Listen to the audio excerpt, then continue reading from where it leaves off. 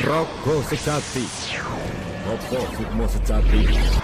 Aku arep matur karo kowe. Kowe arep matur piye?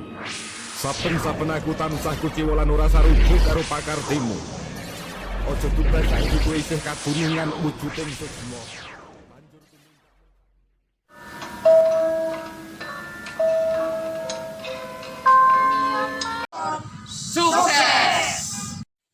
Assalamualaikum warahmatullahi wabarakatuh.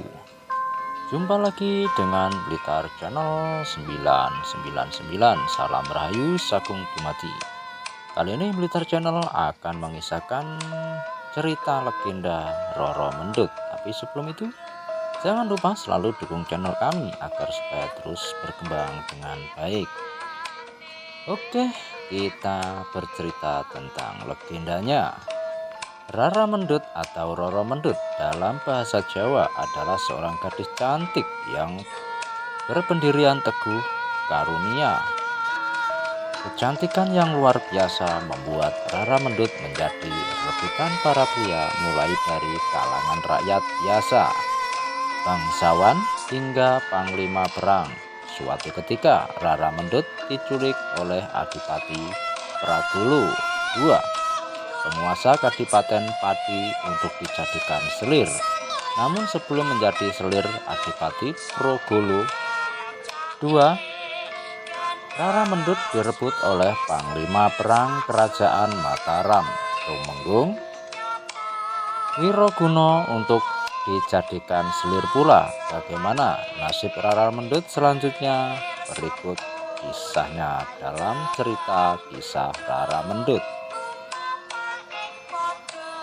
Dahulu di pesisir pantai utara Pulau Jawa, tepatnya di daerah Pati, Jawa Tengah, tersebutlah sebuah desa nelayan bernama Teluk Cikal. Desa itu termasuk ke dalam wilayah Kadipaten Pati yang diperintah oleh Adipati Pragolo. Kadipaten Pati sendiri merupakan salah satu wilayah taklukan dari Kesultanan Mataram yang dipimpin oleh Sultan Agung.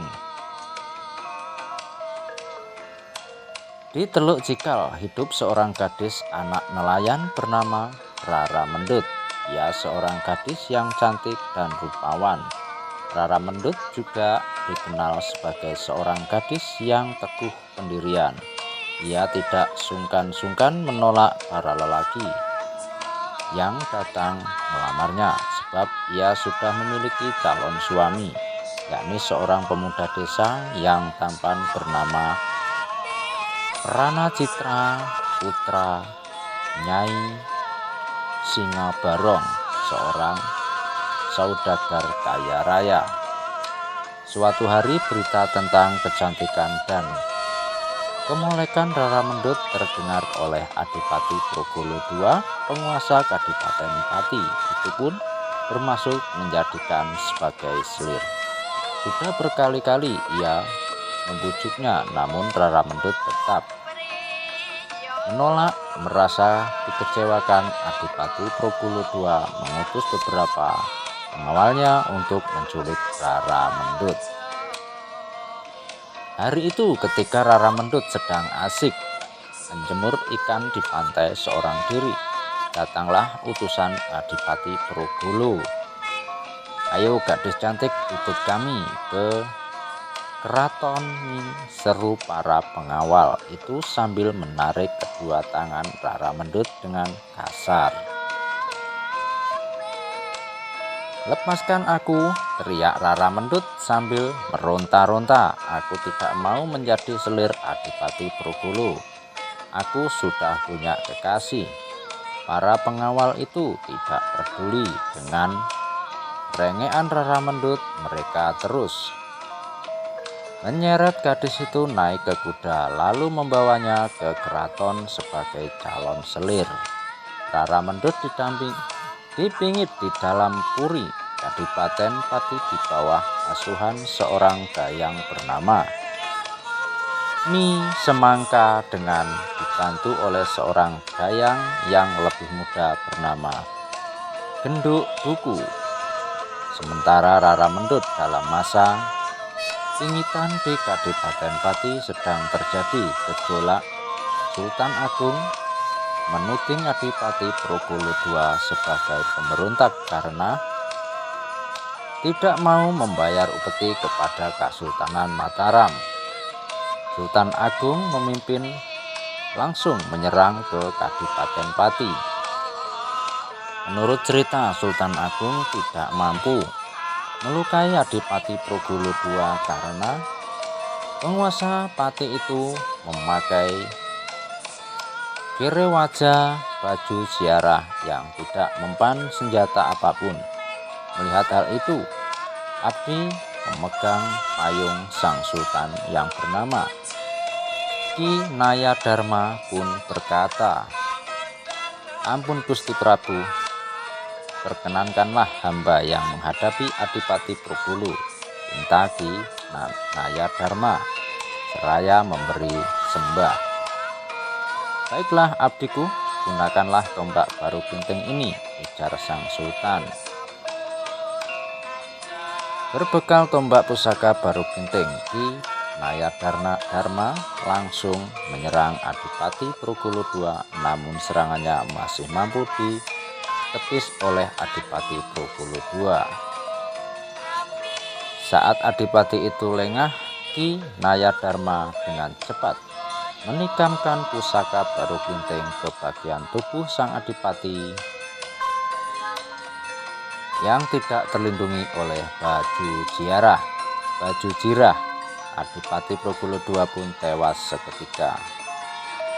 Sementara itu, para prajurit yang dikomandani Panglima Perang Mataram Tumenggung Wiraguna segera merampas harta kekayaan Kadipaten Pati, termasuk Rara Mendut Tumenggung Wiraguna. Langsung terpesona saat melihat kecantikan Rara Mendut. Ia pun memboyong Rara Mendut ke Mataram untuk dijadikan selirnya. Tumenggung Wiraguna berkali-kali memujuk Rara Mendut untuk dijadikan selir, namun selalu ditolak. Bahkan di hadapan Panglima itu, ia berani terang-terangan menyatakan bahwa dirinya telah memiliki kekasih bernama Pranacitra.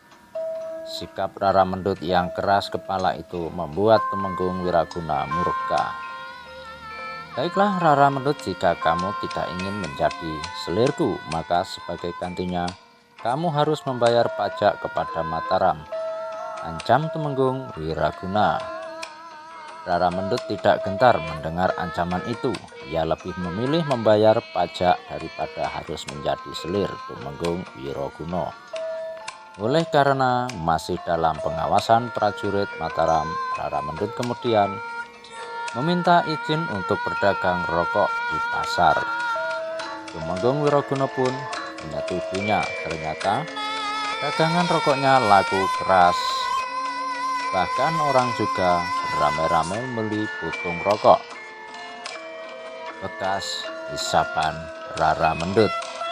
Suatu hari ketika sedang berjualan di pasar, Rara Mendut bertemu dengan Pranacitra yang sengaja datang mencari kekasihnya itu. Pranacitra berusaha mencari jalan untuk bisa melarikan Rara Mendut dari Mataram. Setiba di istana, Rara Mendut menceritakan perihal pertemuannya dengan Pranacitra kepada Putri Arumardi, salah seorang selir Wiraguna, dengan harapan dapat membantunya keluar dari istana. Rara Mendut tahu persis bahwa Putri Arumardi tidak setuju jika Wiraguna menambah selir lagi. Putri Arumardi dan selir Wiraguna lainnya yang bernama Nyai Ajeng menyusun siasat untuk mengeluarkan Rara Mendut keluar dari istana. Bersama dengan Pranacitra, Rara Mendut berusaha untuk kembali ke kampung halamannya di Kadipaten Pati. Namun sungguh disayangkan, pelarian Rara Mendut dan Pranacitra diketahui oleh Wiraguna. Pasangan ini akhirnya berhasil ditemukan oleh para prajurit Wiraguna. Rara Mendut pun dibawa kembali ke Mataram, sedangkan secara diam-diam Wiraguna memerintahkan abdi kepercayaannya untuk menghabisi nyawa Pranajitra. Alhasil kekasih Rara Mendut itu tewas dan dikuburkan di sebuah hutan terpencil di Ceporan Desa Gandu, terletak kurang lebih 9 km sebelum timur kota Yogyakarta. Sepeninggal Pranajitra Tumenggung Wiraguna kembali membujuk Rara Mendut agar mau menjadi selirnya, namun usahanya tetap sia-sia. Gadis cantik itu tetap menolak. Sang panglima pun tidak kehabisan akal. Ia kemudian menceritakan perihal kematian Pranajitra kepada Rara Mendut. "Sudahlah Rara Mendut, percuma saja kamu menikah dengan Pranajitra," ujar Tumenggung Wiraguna. "Apa maksud Tuan?" tanya Rara Mendut mulai cemas. "Pemuda yang kamu kasihi itu sudah tidak ada lagi," jawab Tumenggung Wiraguna. "Kanda Pranajitra sudah tak ada." "Itu tidak mungkin terjadi, aku baru saja bertemu dengannya kemarin," kata Rara Mendut tidak percaya. "Jika kamu tidak percaya, ikutlah bersamaku, akan kutunjukkan kuburannya," ujar Tumenggung Wiraguna.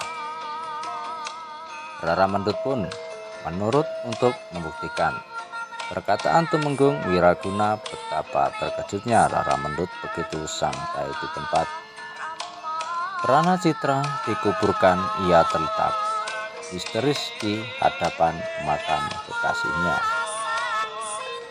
"Kanda, jangan tinggalkan Dinda," tangis Rara Mendut. "Sudahlah Mendut, tak ada lagi gunanya meratapi orang yang sudah mati," ujar Wiraguna. "Ayo kita tinggalkan tempat ini." Rara Mendut pun bangkit lalu mengikuti Tumenggung Wiraguna sambil terus menangis. Belum jauh mereka meninggalkan tempat pemakaman itu, Rara Mendut pun murka dan mengancam akan melaporkan perbuatan Wiraguna kepada Raja Mataram Sultan Agung. "Tuan jahat sekali, perbuatan Tuan akan kulaporkan kepada Raja Mataram agar mendapat hukuman yang setimpal," ancam Rara Mendut. Seketika Tumenggung Wiraguna menjadi sangat marah. Ia kemudian menarik tangan Rara Mendut untuk dibawa pulang ke rumahnya, namun gadis itu menolak dan meronta-ronta untuk melepaskan diri. Begitu tangannya lepas, ia menarik keris milik Tumenggung Wiraguna yang terselip di pinggangnya. Rara Mendut kemudian berlari menuju makam kekasihnya. Panglima itu pun berusaha mengejarnya. "Berhenti Mendut," teriaknya setiba di makam Pranajitra. Rara Mendut bermaksud untuk bunuh diri. "Jangan Rara Mendut, jangan lakukan itu," teriak Tumenggung Wiraguna yang baru saja sampai. Namun semuanya sudah terlambat. Rara Mendut telah menikam perutnya dengan keris yang dibawanya. Tubuhnya pun langsung roboh dan tewas di samping makam kekasihnya. Melihat peristiwa itu, Tumenggung Wiraguna merasa amat menyesal atas perbuatannya. "Oh Tuhan, sekiranya aku tidak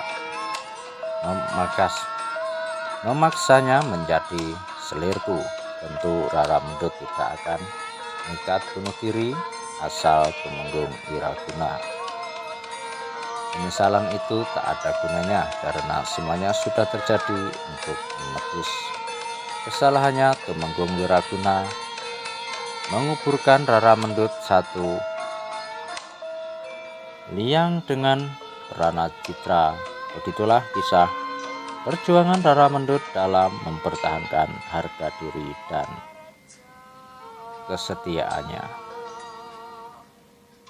Demikian cerita kisah Rara Mendut dari Kabupaten Pati, Jawa Tengah. Hingga kini kisah ini masih dikenang dan menjadi simbol cinta yang abadi dalam masyarakat Jawa oleh